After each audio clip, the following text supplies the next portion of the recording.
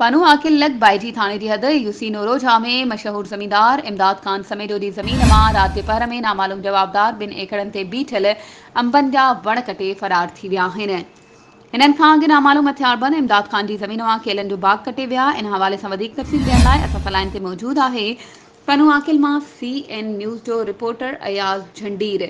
जी अयाज़, छा तफ़सील आहिनि? जी नाला बिल्कुल पन्नो आकिल जे बैजी थाने जी हद नौराजा ॻोठ में नामालूम हथियारबंद 2 एकड़नि खां वधीक एराज़ी ते मशहूर ज़मींदार इमदाद खान समेत जो जे अंबनि जे बाग खे कटे कचे तरफ़ फ़रार थी विया आहिनि।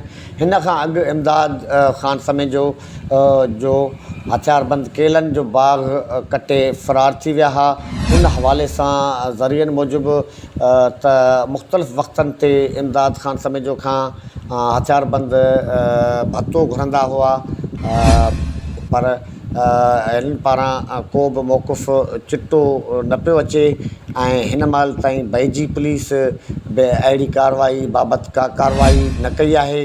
अव्हांखे इहो ॿुधायां त इमदाद खान समेत जो इलाइक़े जो मशहूर ज़मींदार ऐं यूसी नौराजा जे वाइस चेयरमैन नदीम समेत जो चाचो आहे। जी महिरबानी अयाज़, तफ़सीलनि खां आगाह करण जे लाइ।